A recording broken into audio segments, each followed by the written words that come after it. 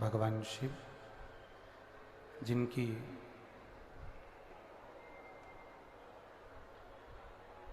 पुनीत पावन शिव महापुराण की कथा आप और हमको श्रवण करने का सौभाग्य प्राप्त हुआ है।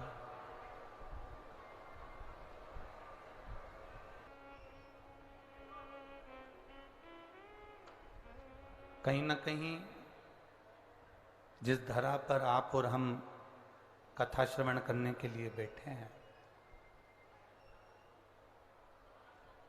ये भगवान की ही कुछ कृपा,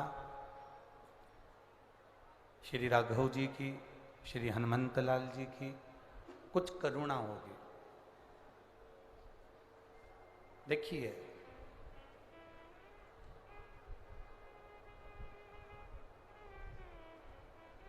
सरकारी भवन बनाने के लिए राजनेता को सरकार चुनती है। बोलो सही है कि गलत है? अरे जम के तो बोलो जरा। चुनती है ना? सरकारी भवन बनाने के लिए राजनेता को सरकार, संसार के लोग चुनते हैं, पर भगवान का मंदिर बनाने के लिए स्वयं भगवान ही चुनते हैं, कोई दूसरा नहीं चुनता। आदरणीय कमलनाथ जी को मैं कहूं कि इस छिंदवाड़ा की पवित्र भूमि पर आपने जो ये बहुत विशालतम मंदिर जो बनवाया दिया, ये कहीं ना कहीं मेरे राम जी की कृपा और कहीं आपके माता पिता के जो संस्कार होंगे, उस संस्कार के अंतर्गत ये छिंदवाड़ा वासियों को प्राप्त हुआ है।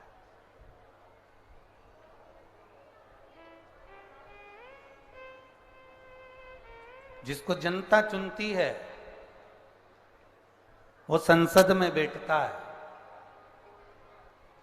और जिसको मेरा भोलेनाथ चुनता है वो सत्संग में बैठता है।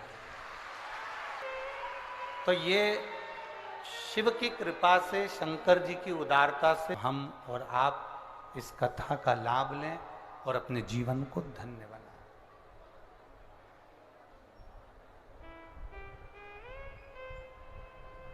करुणा, शिव की उदारता, शंकर की दया जब तक ना हो तब तक कुछ मिलना मुश्किल, बहुत मुश्किल। 24,000 श्लोक की ये शिव महापुराण की कथा के एक एक शब्द में कंकर शंकर रूपी शिव समाया हुआ है।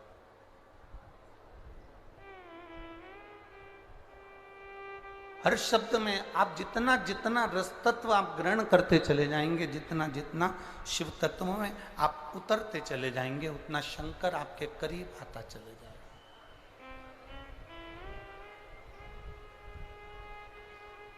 शिव क्या है? शंकर क्या है? शिव महापुराण की कथा कहती है, शिव ये शरीर में चलने वाली जो श्वास है, शरीर में चलने वाली जो श्वास, आपके और हमारे संसार के जितने जीव हैं, जलचर, थलचर, वायुचर, जितने हैं, इनमें जो श्वास चल रही है वो शिव है। जब तक शरीर में श्वास रहती है तब तक वो शरीर कहलाता है। जब तक शरीर में शिव है, शिव रूपी श्वास है, तब तक वो शरीर कहलाता है। और जिस दिन शरीर में से शिव रूपी श्वास निकल कर बाहर हो जाती है तो वो शरीर नहीं, केवल शव कहलाता है। फिर उसका शरीर नाम नहीं रहता। लोग कहते हैं ये शव पड़ा हुआ है।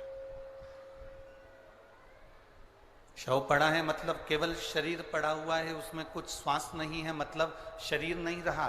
अब शिव चले गए, शरीर में से श्वास रूपी शिव निकल गया, शव बन गया।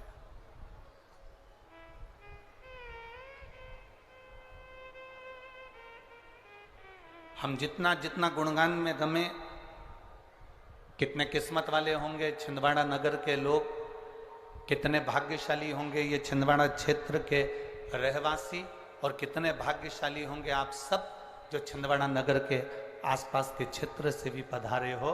जरा विचार करिएगा, भादों के महीने में, जिस भादों के महीने में भगवान श्री बलराम जी महाराज का प्रागट्योत्सव हुआ, जिस भादों के महीने में भगवान कृष्ण का जन्मोत्सव हुआ, जिस भादों के महीने में राधा रानी का जन्म महोत्सव हुआ, जिस भादों के महीने में भगवान श्री गणेश जी महाराज का जन्मोत्सव हुआ, जिस भादों के महीने में सप्त ऋषियों की प्रागट्यता का प्रतीक रहा, जिस भादों के महीने में केवल भक्ति का ही एक तत्व निश्चित होता है, उस भादों के महीने में आप इस छिंदवाड़ा की पवित्र भूमि में, जिसको हम हरि और हर की भूमि कहते हैं, जिसको हम शिव और शक्ति की भूमि कहते हैं, ऐसी पवित्र भूमि पर शिव पुराण की कथा श्रवण करने के लिए बैठे हैं।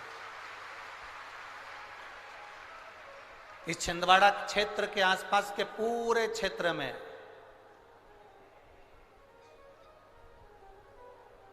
कभी मौका मिले ना, तो छिंदवाड़ा के आसपास के पूरे क्षेत्र में आप घूम कर आना। छिंदवाड़ा के पूरे क्षेत्र में जितने राम जी के मंदिर नहीं मिलेंगे, जितने ब्रह्मा के मंदिर नहीं मिलेंगे, जितने भगवान नारायण के मंदिर नहीं मिलेंगे, जितने किसी देवी देवता के मंदिर नहीं मिलेंगे, छिंदवाड़ा के चारों तरफ आप भ्रमण कर आना। छिंदवाड़ा के चारों दिशा में आपको शंकर भगवान का शिवलिंग जरूर प्राप्त होगा। चारों दिशा में शिव है।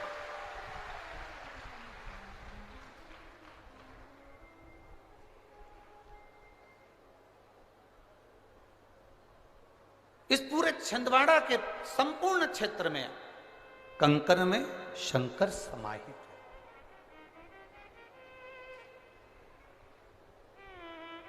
आप जिस जिस क्षेत्र में जाएंगे वहां वहां आपको भगवान देवाधिदेव महादेव का कहीं ना कहीं शिवलिंग, कहीं ना कहीं शिवालय आपको प्राप्त होगा, और बड़ा प्राचीन शिवालय।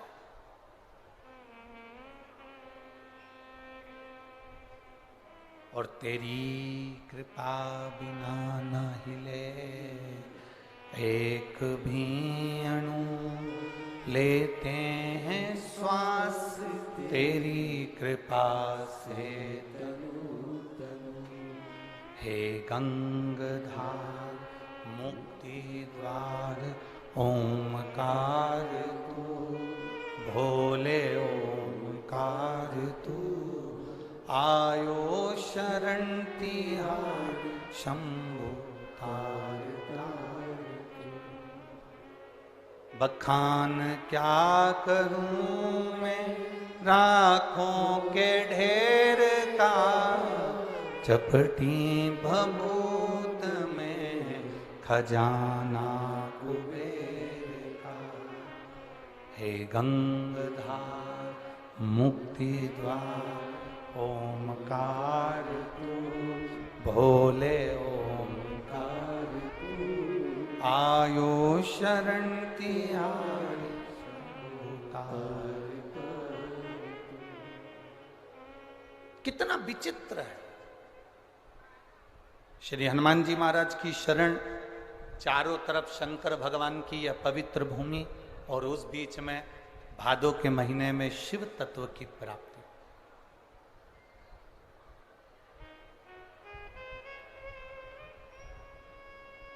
और सबसे बड़ी बधाई आपको आज की,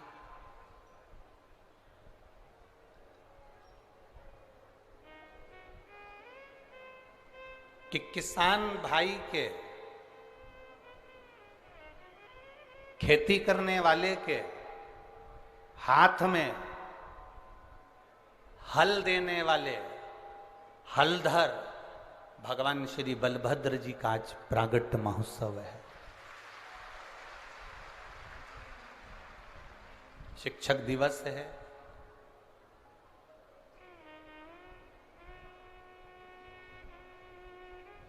चार गुरु हमारी जिंदगी में हमेशा मिले हैं।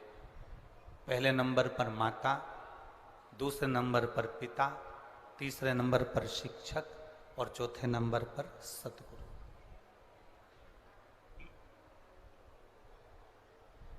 एक माता रूपी गुरु होती है जो आपको हर पल, हर घड़ी, हर क्षण सत्मार्ग दिखाती रहती।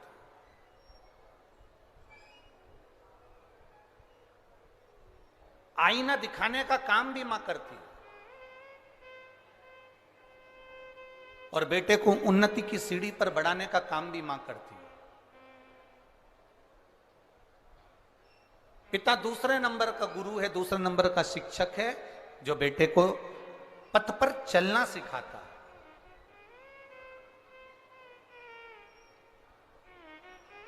सतमार्ग पर चलना सिखाता है। और तीसरे नंबर का जो गुरु है वो शिक्षक है, जो हमारी प्राथमिकता में हमें पढ़ना सिखाना, हमें जनमानस में कैसे अपनी जिंदगी को जीना है वो सिखाता है। और चौथे नंबर का जो गुरु है वो सतगुरु। सतगुरु का मतलब क्या? सतगुरु का मतलब ये नहीं है कि केवल धन एकत्रित कर लिया या अपनी संपदा को बना लिया। सतगुरु का मतलब है जो अपने एक शिष्य को सतमार्ग की ओर लेकर छोड़ दे।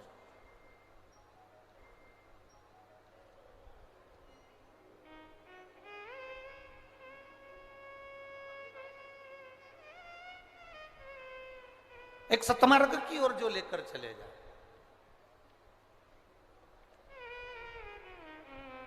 महाराज,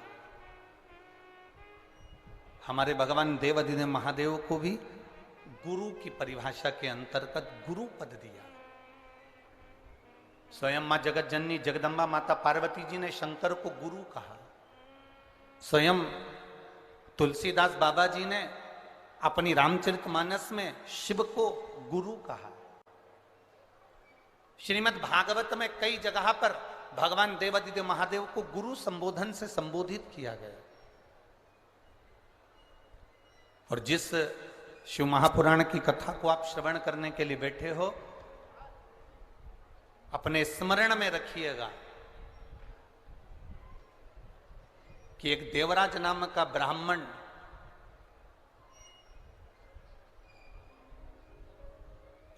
देवराज नाम का ब्राह्मण जो ब्राह्मण कुल में जन्म लिया, ब्राह्मण घर में जन्म लिया, परंतु उसने कभी ब्राह्मण कर्म नहीं करा। और बड़ा जरूरी है अपने कर्म के अनुसार अपनी जिंदगी को जीना। जैसे एक दो शिष्य जा रहे थे और एक स्त्री पानी में डूब रही है। दो शिष्य जा रहे हैं और एक स्त्री पानी में डूब रही है। और स्त्री पानी में डूब रही है और दोनों शिष्य आपस में बात कर रहे हैं। एक ने कहा देखो कोई पानी में डूब रहा है। दूसरे ने कहा पानी में तो डूब रही है पर वो स्त्री है, नारी है। और अपने गुरु जी कहते हैं अगर स्त्री को हाथ लगाओगे या पर नारी को अगर तुमने स्पर्श किया तो तुम्हें पाप लगेगा, तुम्हें पाप लग सकता है, इसलिए ये स्त्री पानी में डूब रही है। दूसरे ने कहा मैं अपना धर्म करना चाहता हूं, कोई डूब रहा है उसको बचाना चाहता हूं। अगर कोई पानी में डूब रहा है तो मुझे उसको बचाना है, मैं उसको बचाना चाहता हूं, मैं उसको बचाऊंगा। उसने कहा बिल्कुल मत, उसको स्पर्श मत करना, हाथ मत लगाना, क्योंकि वो नारी है। और गुरु जी कहते हैं कि धर्म के अनुसार ये हमें पाप लग जाएगा। उसने कहा पाप लगेगा जब लग जाएगा, मेरा काम है बचाना। और वो दूसरा जो चेला था, दूसरा जो शिष्य था, वो पानी में कूद गया, स्त्री को बचाकर कंधे पर रखकर उसको लेकर आया और छोड़ दिया। उसके शरीर में प्राण वापिस आ गए और ये चल दिया। जब जिसने प्राणों को बचाया वो भी जा रहा है और जो कह रहा था कि तुझे पाप लगेगा मैं गुरु जी से कहूंगा वो भी जा रहा है। दोनों चलते गए चलते गए चलते गए और दोनों जाने के बाद गुरु जी के पास पहुंचे तो दूसरे व्यक्ति ने कहा, दूसरे ने कहा शिष्य ने, गुरु जी ये आपका जो शिष्य है ना ये आपका कहना नहीं मानता, इसने एक पाप कर दिया। गुरु जी ने पूछा कौन सा पाप करा? इसने ये पाप करा कि इसने पराई स्त्री का स्पर्श किया, पराई स्त्री को छुआ, इसने पाप किया। गुरुजी ने पूछा क्या पाप करा? एक स्त्री पानी में डूब रही थी, इसने उसको बाहर निकाला, छुआ तो पाप तो लगा ना गुरुजी? गुरुजी बोले पानी में से निकालने में, बाहर लाकर छोड़ने में कितनी देर लगी? तो कहा गुरुजी लगभग 15 मिनट लगे। ठीक है, जहां पर उस स्त्री को छोड़ा वहां से यहां तक तुम चलकर आए मेरे आश्रम तक, कितनी देर लगी? गुरुजी 6 घंटे लगे। गुरुजी ने कहा अरे बावरे, उसने 15 मिनट का पाप अगर कर भी दिया तो किसी के प्राणों को बचा लिया, पर तू 6 घंटे से पाप करता करता आ रहा है, उसके पाप को ढोता ढोता आ रहा है। उसके पाप, जब हम कोई पुण्य करने के लिए जाते हैं, जब हम कोई सत्कर्म करने के लिए जाते हैं, जब हम कोई भगवत स्मरण करने के लिए जाते हैं, तो ये नहीं कि भगवत स्मरण करेंगे तो कहीं ना कह दिया कि वहां जाओगे पाप लग जाएगा, ऐसा करोगे ना ना। जब जब देवादिदेव महादेव का नाम लेने बैठोगे तब तब मेरा देवादिदेव महादेव अपने मस्तक से गंगा की शीतल वर्षा करना प्रारंभ करता है और जीवन का कल्याण करना प्रारंभ करता है। वो शिव है और घड़ी।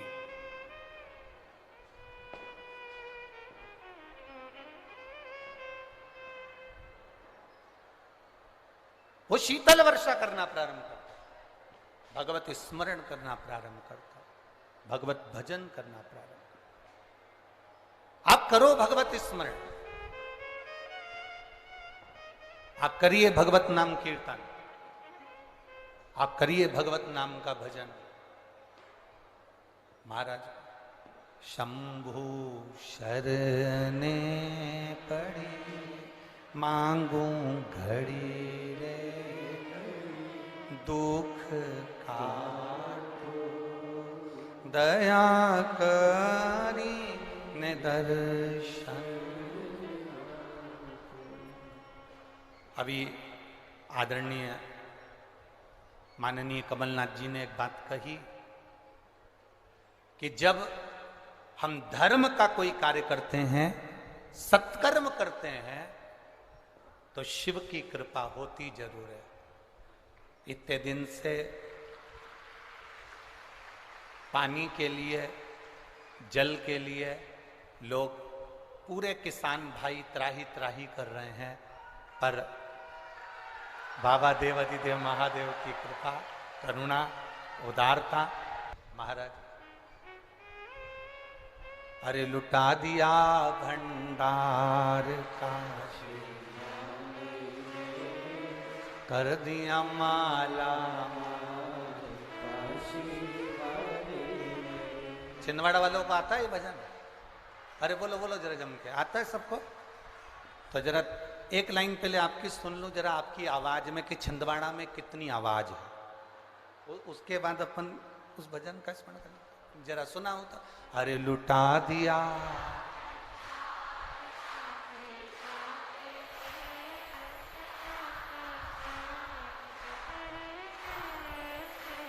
लुटा दिया, हाँ लुटा दिया, लुटा दिया, लुटा दिया, लुटा दिया, हाँ लुटा दिया, लुटा दिया, अरे लुटा दिया भंडार काशी वाले ने, कर दिया माला माल काशी वाले ने, ओ लुटा दिया भंडार काशी वाले। पीछे वाले भी बड़े भाव से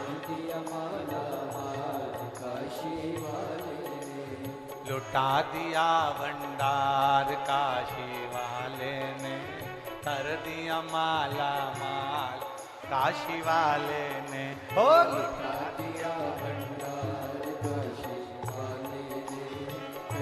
शंभु शरणे पड़ी मांगू घड़ी रे, दुख काटो दया करी दर्शन आपको। तो शिव कथा कह रही है कि भक्ति के साथ में मुक्ति का एक पथ निश्चित होता है।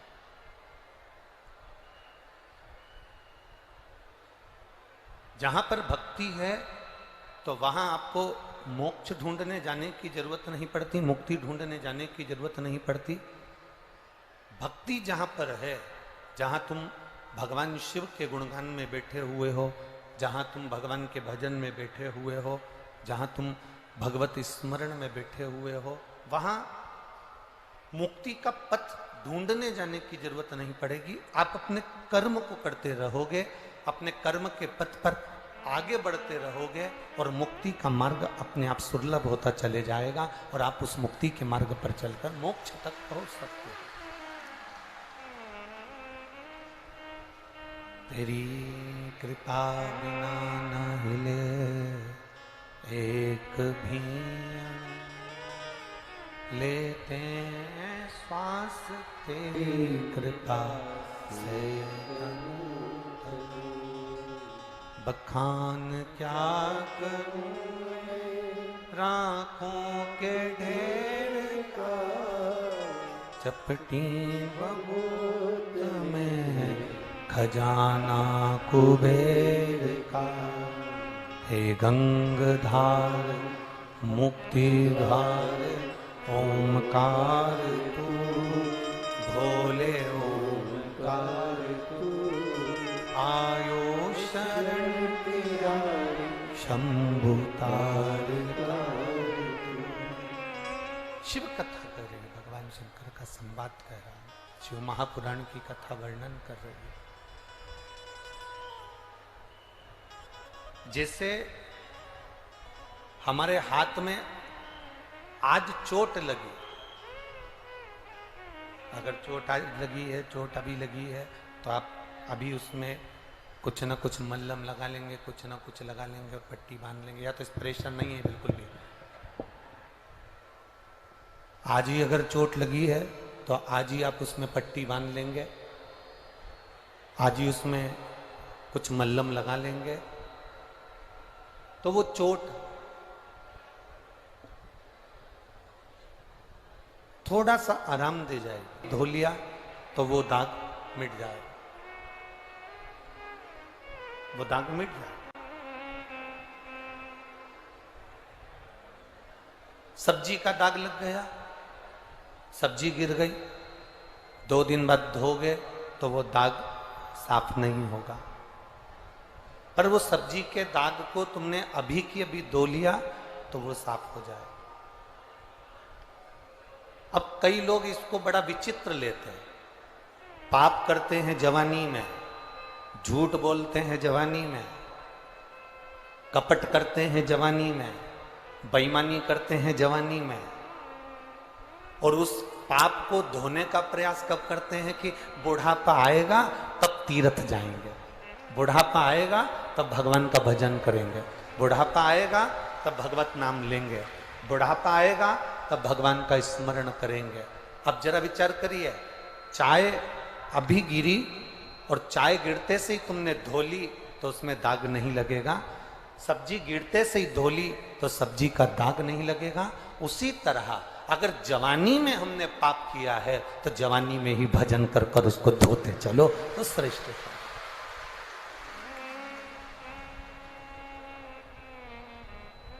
अब हम इंतजार कर रहे हैं, बचपन में पढ़ाई करो, विद्या का अध्ययन करो, हम मना नहीं करेंगे, खूब अच्छे से करो। जवानी में खूब कमाओ, एंजॉय करो, हम मना नहीं करेंगे कि तुम कमाओ मत ही और एंजॉय मत करो, खूब कमाओ, खूब एंजॉय करो। अधेड़ी में बच्चों का विवाह शादी करना है, खूब अच्छे से करो। पर निवेदन केवल इतना सा है, जब चाय गिरी है तभी धो, जब सब्जी गिरी है तभी धो, कॉफी गिर गई कपड़े को तभी धो, दाग नहीं रहेगा। बुढ़ापे का इंतजार मत करना कि बुढ़ापा आएगा तब हम भजन करेंगे।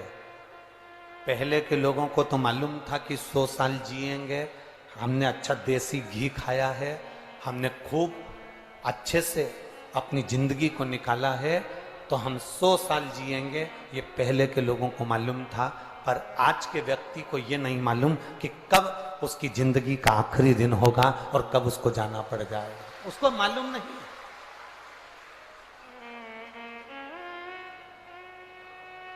उसको ज्ञात नहीं है, उसके स्मरण में यह बात नहीं है।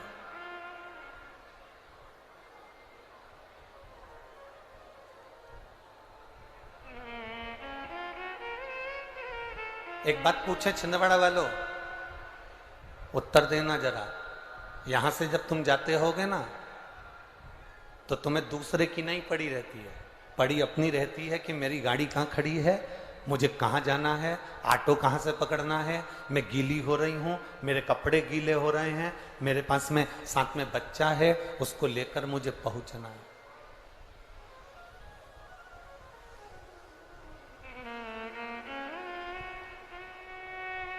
भटक रहे हैं हम। आप जरा विचार करो, यहां पर जितने हैं हर व्यक्ति को यह लगता है कि मैं अपनी जिंदगी को बस अपने जीवन को मैं श्रेष्ठता से जी लूं, बाकी का जो हो रहा है होने दो। पर शिव महापुराण की कथा वर्णन करती है, मेरे देव अधिदेव महादेव ने स्वयं तो विष का पान किया है।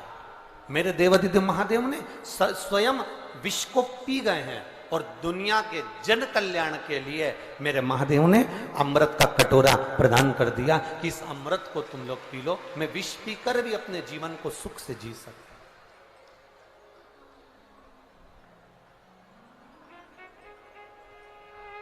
मैं अपने जीवन को श्रेष्ठतम जी सकता हूं।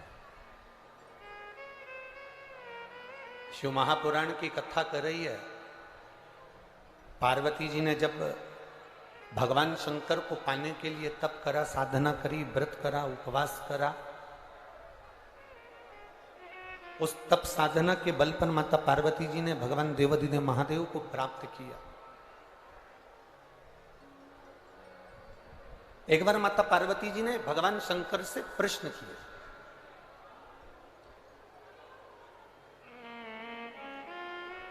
और वो प्रश्न केवल माता पार्वती के लिए नहीं है, जितने यहां पर कथा सुनने के लिए बैठे हैं, जितने पंडाल के बाहर खड़े हैं, दोनों ओर जितने जितने भक्त लोग खड़े हुए हैं, और जो जो जहां जहां दुकानों में बैठे हुए हैं, और जितने आस्था चैनल पर लोग कथा श्रवण कर रहे हैं, वो प्रश्न आपके लिए और हमारे लिए।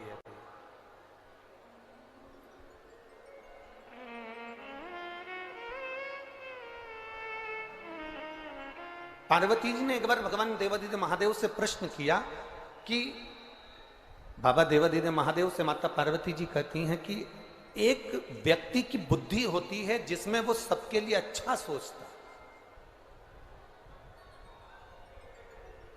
सबके लिए ऊंचा सोचता,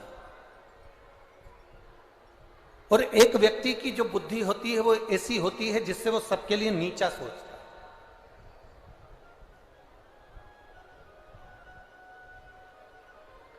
और मान लो माता पार्वती जी शंकर भगवान से कह रही हैं, मान लो अगर ऐसा व्यक्ति हमारे सम्मुख में आ जाए जो हमेशा नीचा ही सोच रहा हो,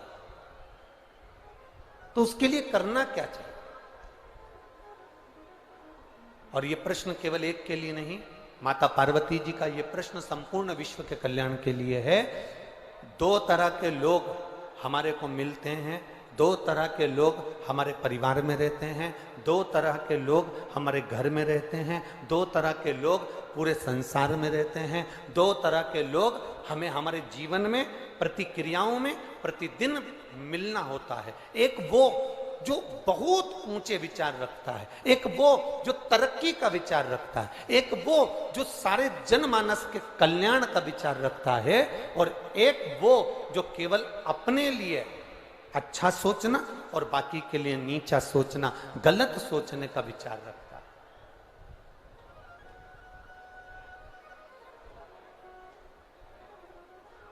दो तरह के लोग हैं संसार सागर में।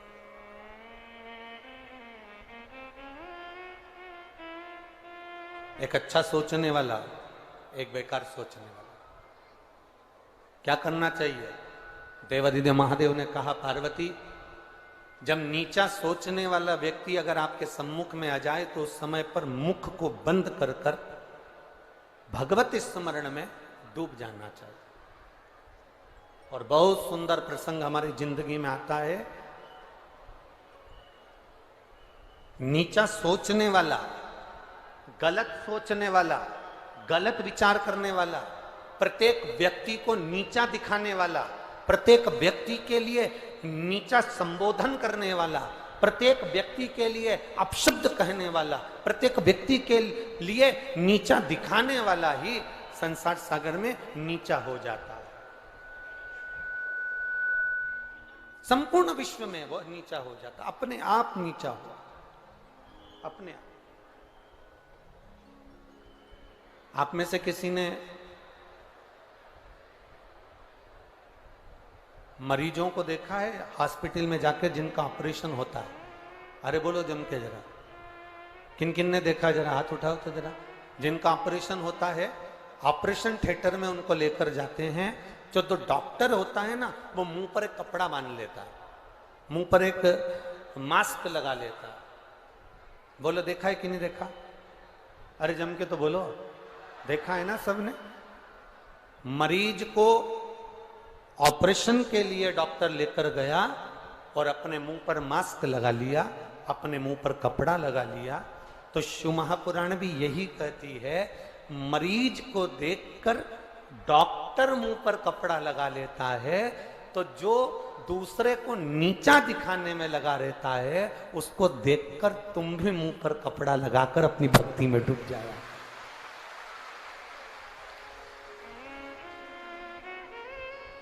कारण कोई डॉक्टर से पूछे कि तुमने इसका ऑपरेशन करते समय मुंह पे कपड़ा क्यों लगाया?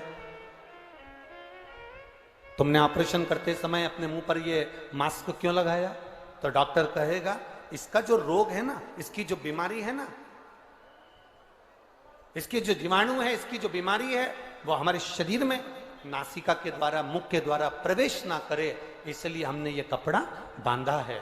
उसी तरह नीचा दिखाने वाला व्यक्ति, अपशब्द बोलने वाला व्यक्ति, गलत बोलने वाला व्यक्ति, आड़ा टेढ़ा बोलने वाला व्यक्ति, अपनी अपनी बातों में कुछ अपशब्द कहने वाला व्यक्ति, जब देखो जब किसी ना किसी की बुराई करने वाला व्यक्ति, जब देखो जब किसी की निंदा करने वाला व्यक्ति तुम्हारे सामने जब आ जाए तो मुख पर तुरंत कपड़ा लगा लेना। कपड़ा लगाने का मतलब है कि मुख से भगवान का नाम लेना चालू कर देना कि इसका अवगुण हमारे शरीर में ना आ जाए।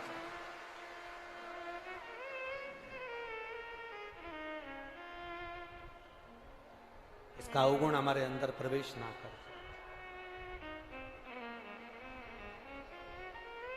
मृत्युलोक, संसार सागर, और उस संसार सागर में भगवान का भजन, स्मरण। हम क्यों व्यर्थ में अपना जीवन नाश करें?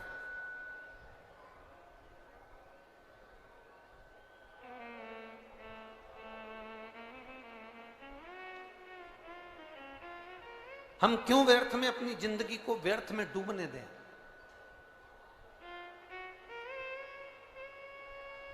एक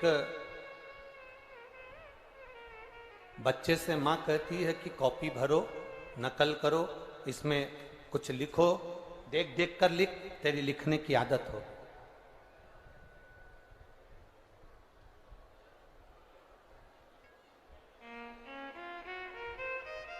एक कॉपी को भरा जाता है, एक कॉपी को हम लिख लिख कर भरते हैं।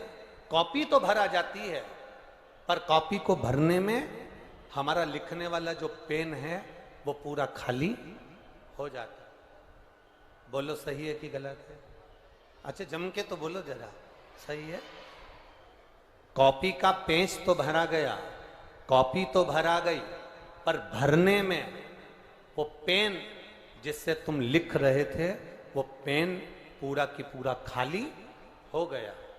कॉपी भरने में पेन खाली हो जाता है, और घर की अलमारी, घर की तिजोरी और घर को भरने में ये शरीर भी पूरा खाली हो जाता है। पूरा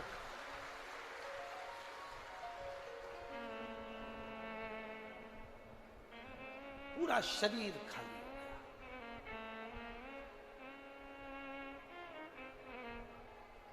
पत्नी कह रही है, सुनो थोड़ा दुकान पे से जल्दी आ जाना। क्यों? आज तो जन्माष्टमी है, क्यों जल्दी आ जाना? अरे अपन सब हनुमान जी के दर्शन भी कर लेंगे और शिव महापुराण की कथा का रस तत्व भी ग्रहण कर लेंगे, थोड़ा जल्दी आ जाना। ऐसा नहीं कि धर्म पत्नी नहीं कर रही है, ऐसा नहीं कि धर्म पत्नी नहीं बोल रही हो, धर्म पत्नी नहीं वर्णन कर रही हो, धर्म पत्नी नहीं बोल रही हो, वो कर रही। आप थोड़ा समय पर आ जाना, थोड़ा जल्दी आ जाना, तो अपन थोड़ा सा शिव महापुराण की कथा तक होकर आए। पत्नी चाहती है कि ये तिजोरी भरने में, ये अलमारी भरने में, ये घर भरने में मेरा पति 24 घंटे काम पर लगा रहता है। सवेरे 8 बजे से दुकान खोलता है, सवेरे 9 बजे से दुकान खोलता है, 8-9 बजे से दुकान खोलता है, ठीक है, 10 बजे तक, 11-11 बजे तक, 8-9 बजे से रात के 10-11 बजे तक दुकान खोलकर बैठा रहता है। तिजोरी को भरने में, अलमारी को भरने में, परिवार को संभालने में एक व्यक्ति से पूछा जाए कि वो कितना खाली हो गया, कितना खाली हुआ है।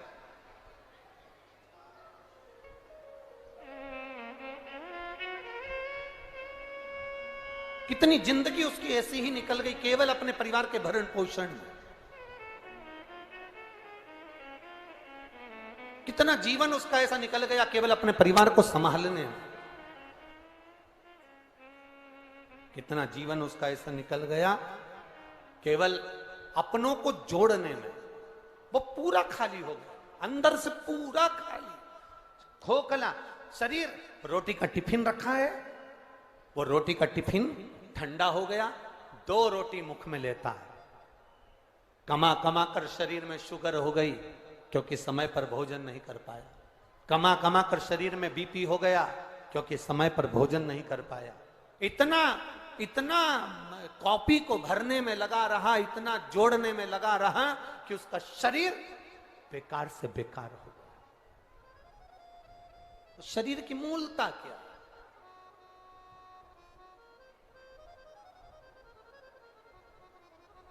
सारे देवताओं का दर्शन करिएगा, सारे देवताओं के मंदिर जाइएगा, सारे देवताओं का दर्शन करिएगा, सारे देवताओं के मंदिर जाइए, सारे देवताओं का दर्शन करिए, सारे देवताओं के मंदिर जाकर, सारे देवताओं का दर्शन कर कर एक बार मेरे देवाधिदेव महादेव का दर्शन करिएगा। सारे देवताओं के दर्शन में और महादेव के दर्शन में एक अंतर सबसे प्रबल मिलेगा। सारे देवताओं के मंदिर में सारे देवता ऊंचे ऊंचे स्थान पर बैठे मिल सकते हैं, पर मेरा महादेव का शिवलिंग जब भी मिलेगा तो जमीन पर ही मिलेगा, पृथ्वी पर ही मिलेगा। माता पार्वती जी भी बैठी हैं तो ऊंचे स्थान पर बैठी हैं, गणेश जी बैठे हैं तो ऊंचे स्थान पर बैठे हैं, षडानंद कार्तिकेय बैठे हैं तो ऊंचे स्थान पर बैठे हैं, भगवान विष्णु बैठे हैं तो ऊंचे स्थान पर बैठे हैं, मेरे राघव जी, मेरे राम जी बैठे हैं तो ऊंचे स्थान पर बैठे हैं, दत्त भगवान बैठे हैं ऊंचे स्थान पर बैठे हैं, सारे ग्रह बैठे हैं ऊंचे स्थान पर बैठे हैं, पर केवल एक मेरा देवाधिदेव महादेव, मेरा शंकर, मेरा शिव, मेरा ओघड़दानी, मेरा शिवलिंग, मेरा शंकर एक ऐसा है जो पृथ्वी पर, जमीन पर आराम से बैठा है। क्यों? मेरे देवाधिदेव महादेव ने संसार के लोगों को प्रेरणा दी कि ये भूमि पर मैं बैठा हुआ हूं, इसका कारण केवल एक है। ब्रह्मा ब्रह्म लोक में रहते हैं, भगवान विष्णु बैकुंठ लोक में रहते हैं, शिव कहते हैं कि मैं मृत्यु लोक में रहता हूं। और सुनो, जो मृत्यु लोक में रह रहा है, अगर तुम्हारी बहू जो तुम्हारे पास में रह रही है, तुम्हारे ऊपर तकलीफ आई, तुम्हारे ऊपर दुख आया, तुम्हारे ऊपर कष्ट आया, तुमने अपनी एक बहू जो कि नागपुर में रह रही थी, एक बहू जो पूना में रह रही थी, एक बहू जो इंदौर में रह रही थी, तुमने फोन लगाकर उस बहू को अपनी तकलीफ बताई कि मेरी छाती में दर्द हो रहा है, मेरे घुटने में दर्द हो रहा है, तो वो जो बाहर बहू रह रही है वो कहेगी मम्मी डॉक्टर को दिखाने चले जाओ, और जो पास में बहू रह रही है वो तुरंत दौड़ कर आएगी और मल्लम लगा कर जाएगी। कितना भी लड़ाई हो गई हो, कितना भी विवाद हो गया हो, पर तुम्हारे ऊपर अगर तकलीफ आएगी तो जो पास में बहू रह रही है, भले बोलचाल नहीं हो, फिर भी वो आकर खड़ी हो जाती है। उसी तरह ब्रह्मा ब्रह्म लोक में, भगवान बैकुंठ लोक में, और मेरा शिव मृत्यु लोक में है। तुम जब बुलाओगे मेरा शंकर उसी समय पर दौड़कर तुम्हारे पास में आकर खड़ा हो जाता है, क्योंकि वो मृत्यु लोक का निवासी है, पृथ्वी का निवासी है।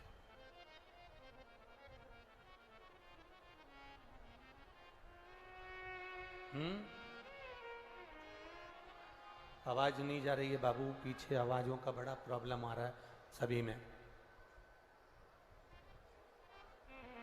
वो मृत्यु लोक का निवासी है। आवाज चालू होती है, प्रेशर खोलते हो, फिर तुम माइक से धीरे धीरे कम कर देते हो। जनता को थोड़ा सा जब खोल के रखते हो तो खोला रहने दो। मृत्यु लोक का निवासी है मेरा देवाधिदेव महादेव। और जब मृत्यु लोक का निवासी मेरा देवाधिदेव महादेव है तो वो संपूर्ण विश्व के कल्याण के लिए बैठा है, संपूर्ण विश्व के कल्याण। शिव तत्व की प्राप्ति भगवत भजन से है। मेरा शंभु, मेरा शंकर, मेरा त्रिकालदर्शी, कैलाशी, अविनाशी भूमंडल पर मृत्यु लोक में निवास करता है। बैकुंठ के देवता भी, ब्रह्मलोक के देवता भी इस पृथ्वी पर आने के लिए तरसते हैं।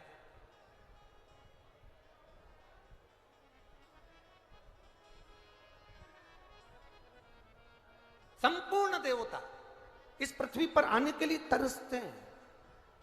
कारण क्या है? पृथ्वी पर आने के बाद में अगर मुख से एक बार भी भगवान शंकर का नाम निकल जाए, पृथ्वी पर आने के बाद हमारे हाथ से एक लोटा जल अगर महादेव को चढ़ जाए तो शिव कथा कहती है दूसरी बार जन्म नहीं होता, वो स्वयं जीव भगवान के धाम पहुंच जाता है। उसका पुनरपि जन्म पुनरपि मरणम के प्रपंच से वो छूट जाता है।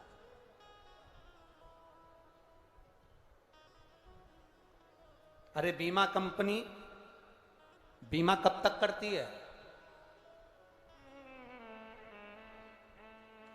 जब तुम बहुत बड़ी बीमारी में घिर गए, बहुत सारे रोग तुम्हारे शरीर में हो गए, बहुत सारी तकलीफ तुम्हारे को हो गई, तब बीमा कंपनी तुम्हारा बीमा करेगी। अरे बोलो तो रे जम के, क्योंकि बीमा वाले को भी मालूम है ये कभी भी निपटने वाला, सो तो कौन बीमा करेगा तुम्हें? बीमा कंपनी, कोई बड़ी बीमारी आ गई, कोई शरीर में रोग आ गया, कोई तकलीफ आ गई, तुम बार बार डॉक्टर को दिखाने जा रहे हो, तो कोई बीमा कंपनी तुम्हारा बीमा करेगी? अरे बोलो जम के जरा, करेगी? नहीं। बीमा हमेशा मेकअप की उम्र में होता है, चेकअप की उम्र में बीमा नहीं होता।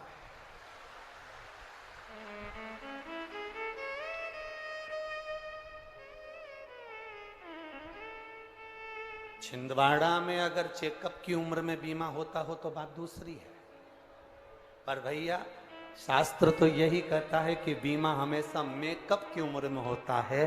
तुम जब तक अच्छे दिख रहे हो तो बीमा कंपनी वाले भी तुम्हारे आते रहेंगे। भाभी जी, जीजी, एक बीमा करवा लो ना, काका जी बीमा करवा लो ना, अभी तो शरीर अच्छा है, अभी तो बढ़िया हो, अभी तो अच्छे दिख रहे हो, तुम्हारा कामकाज भी अच्छा चल रहा है, 2-4 बीमे करवा लो, बच्चों के बीमे करवा लो, सब अच्छा है। जब तक तुम्हारी मेकअप की उम्र है, जब तक तुम अच्छे दिख रहे हो, जब तक तुम्हारी मेकअप की उम्र चल रही है, तब तक बीमा कंपनी वाले बीमा देते हैं। जब तुम्हारी चेकअप की उम्र आ जाए और हाथ पैर में बोतल लगी हो, पलंग पर पड़े हो, डॉक्टर बार बार तुम्हें चेकअप कर रहा हो, तब किसी बीमा वाला जो तुम्हें रोज फोन लगाता था उसको बुलाकर कहना, भैया हमारे दादाजी का बीमा कर दे, दादाजी मरने वाले हैं। तो बीमा कंपनी वाले भी फोन नहीं उठाएंगे और कह देंगे, भैया अब तो वो बीमा करेगा ऊपर जाके, अब ये बीमा नहीं।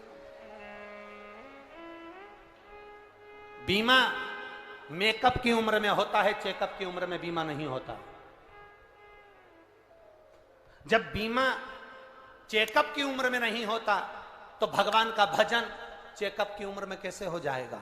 अंत समय में मर रहे हो, शरीर में कष्ट पड़ा है और बहू सिर के पास बैठ के गीता जी का पाठ सुना रही और वो मरने वाला ध्यान लगा के बैठा, बड़ा बेटा यहीं बैठा, छोटा बेटा यहीं बैठा। एक बेटा डॉक्टर को छोड़ने गया तो दुकान पर कौन गया? अब टेंशन, दुकान पर कौन बैठा? कहां जीवन है हमारा? शिव जैसी मस्ती, भगवान शंकर जैसी अलमस्ती। दुनिया के लोग कहते हैं शंकर भगवान को देखकर दुनिया के लोग कहते हैं कि ये भांग पीते होंगे, ये गांजा पीते होंगे, ये कुछ पी, ना ना ना ना, मेरे देवाधिदेव महादेव को कुछ पीने की जरूरत नहीं। मेरा महादेव अपनी मस्ती में ऐसा मस्त रहता है कि उसे दुनिया के लोग कुछ भी कहें, वो तो बस आनंद की मस्ती में झूमा और आनंदित रहता है 24 घंटे। कौन को पड़ी किसकी?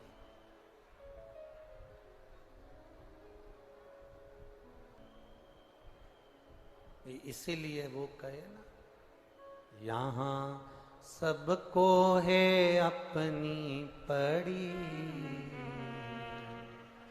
कथा सुन ले घड़ी ओ घड़ी।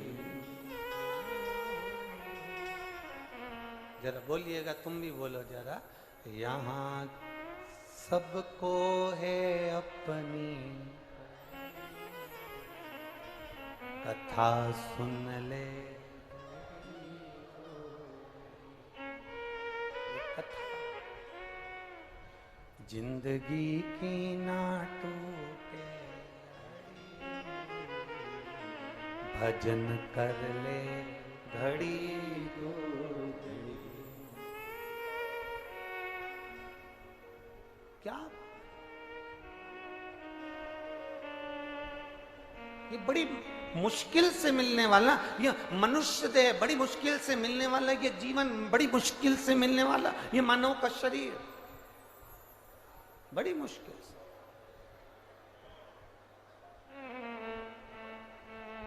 मिला से इन आंखों का होना भी क्या,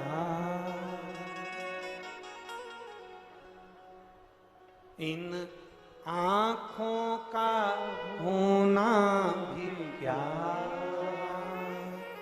कभी दर्शन किया ही नहीं, इन आंखों का होना भी क्या,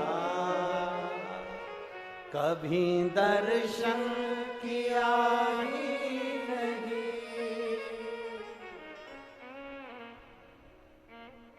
दर्शन कर ले घड़ी दो घड़ी, दर्शन कर ले घड़ी दो घड़ी, कथा सुन ले घड़ी दो घड़ी। जिंदगी की ना टूटे, भजन कर ले घड़ी दो घड़ी। इन कानों का होना भी क्या, काहे के लिए मिले हैं? चुगली सुनने को?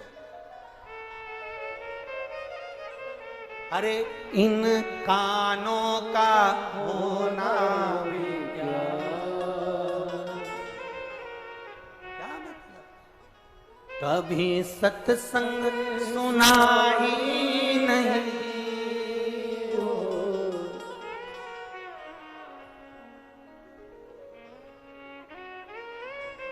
सत्संग कर ले घड़ी दो घड़ी, भजन कर ले घड़ी दो घड़ी, कथा सुन ले घड़ी दो घड़ी। यहाँ सबको है अपनी पड़ी। और अच्छे से समझ लो, अभी तो चुनाव चालू नहीं हुए, सब टिकट के लिए तैयारी कर रहे होंगे, उनके लिए भी यहाँ सबको है अपनी कथा सुन ले घड़ी दो घड़ी। किसको?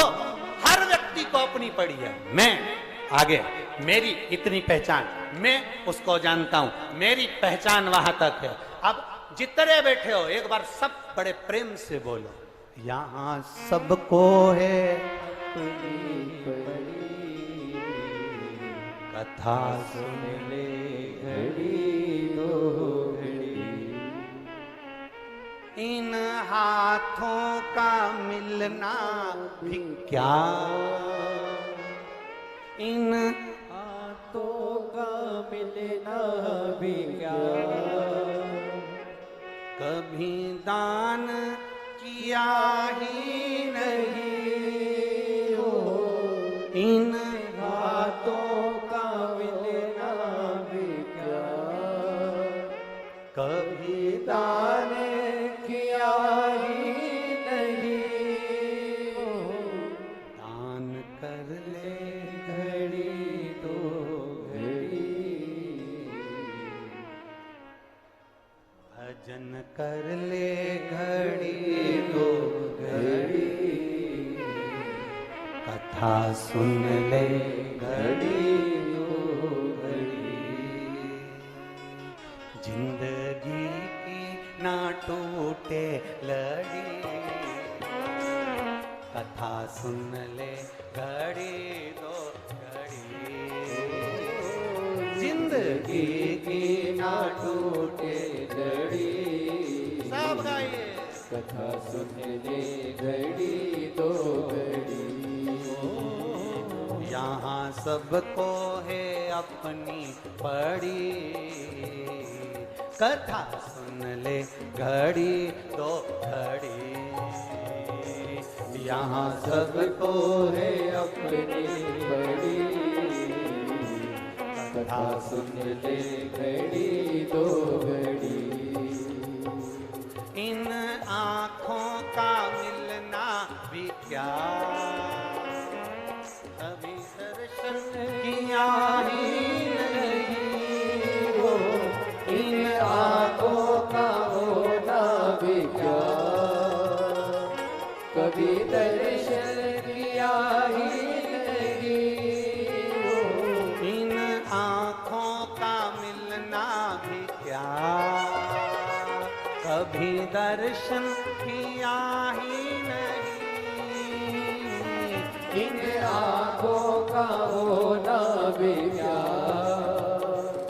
कभी दर्शन किया ही नहीं हो।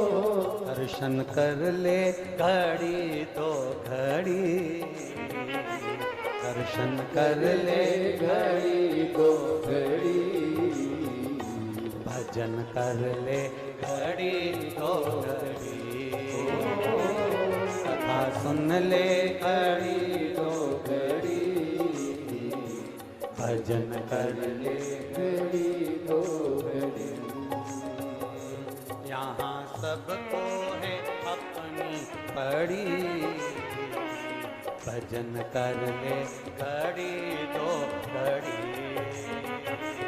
यहाँ सबको है अपनी बड़ी, भाव से भजन कर ले घड़ी दो घड़ी। बात कर रहा है, माता पार्वती जी का विवाह शिव जी के साथ में हो गया। शंकर भगवान के साथ में माता पार्वती जी ने जब विवाह किया, विवाह कर कर माता पार्वती भगवान शंकर के साथ में सबसे पहले भ्रमण के लिए जब निकली तो काशी पहुंची, और काशी का दर्शन कर कर काशी की पवित्र भूमि पर भ्रमण करने के बाद में, घूमने के बाद विदर्भ देश पहुंची। 16 सोमवार शिव महापुराण की कथा कर रही है।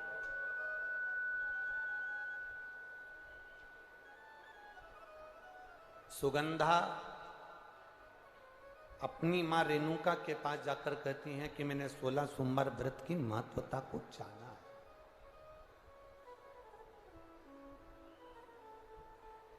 एक बेटा एक बेटी अगर सतमार्ग पर चल रही है, एक बेटा एक बेटी अगर श्रेष्ठ मार्ग की ओर आगे बढ़ रहे हैं, तो उसमें सबसे ज्यादा प्रसन्नता अगर किसी को होती है तो वो घर के माता पिता को होती है। अगर सबसे ज्यादा प्रसन्नता अगर किसी को होगी तो वो घर के माता पिता को होगी। बच्चे अगर सतमार्ग पर चल रहे हैं तो माता पिता प्रसन्न।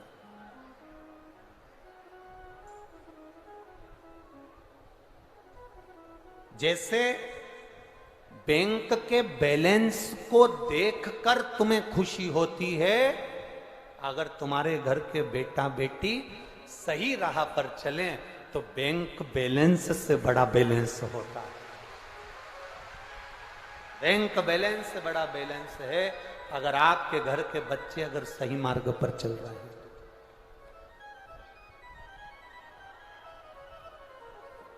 फिर निवेदन करेंगे,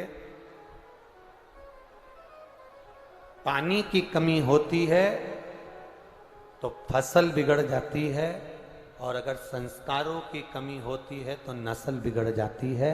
इसलिए संस्कार होना मूल है, बहुत।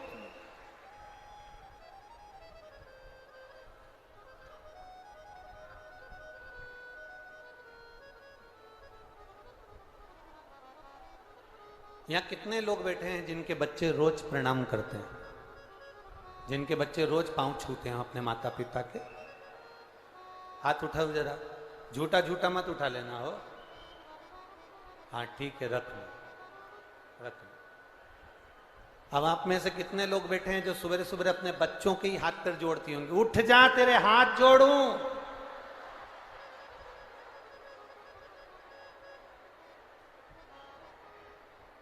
स्कूल जाना है, उठ जा।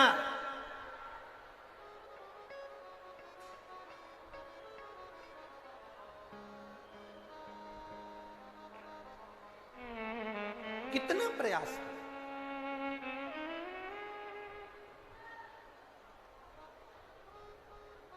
जो आज अपने माता पिता के कहने पर नहीं चलते, जो आज अपने घर के बुजुर्गों के कहने पर नहीं चलते,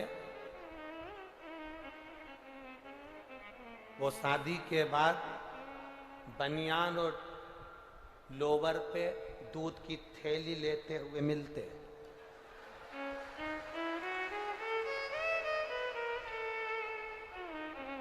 जिनकी शादी में दूल्हा जब एंट्री करता है दरवाजे पे से ठेटा मेटा बांध के, और दूल्हा छड़ी मड़ी लेके जब एंट्री करता है तो वहां गाना बजता है, अजबो शान शहंशाह। कितना जब दूल्हा आता है तो गाना बजता है, वो बहुत नगाड़े से बजता है जब एंट्री होती है।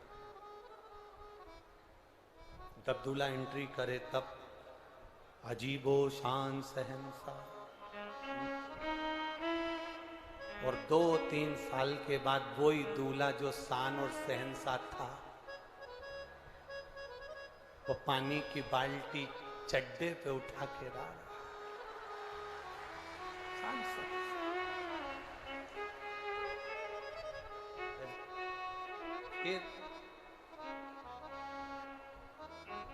कितना दुख होता होगा माता पिता को, जरा विचार करना। बेटा आवाज लगाता है, मम्मी पानी ला के दो, माँ पानी ला कर दे। बेटा आवाज लगा कर देता है, पापा मुझे ये चाहिए, ला कर दो। बहुत बहुत अंतर है, बहुत अंतर,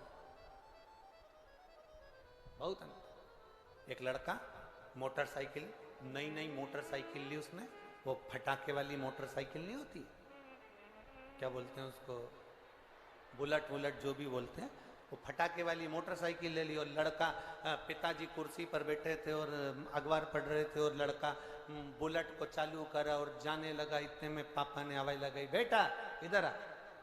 हाँ इधर आ, जा जरा अंदर से एक गिलास पानी ला दे। बेटे ने मोटरसाइकिल खड़ी करी, अंदर गया और मम्मी से कहा, मम्मी पापा में रत्ती भर की अकल नहीं है, मैं जा रहा था और मुझे बुलाकर कहना है कि पानी ला के दो, तुम पापा को पानी दे देना। और लड़का बुलेट लिया, भट भट करता करता करता करता चले गए। इतने में माँ पानी लेकर आई तो पति ने अपनी पत्नी से पूछा, तुम्हारा राजकुमार, तुम्हारा लाडला इतनी जल्दी में कहाँ जा रहा है? तो माँ कहती है, रेलवे स्टेशन पर पानी का प्याऊ लगाया है, पानी पिलाने जा।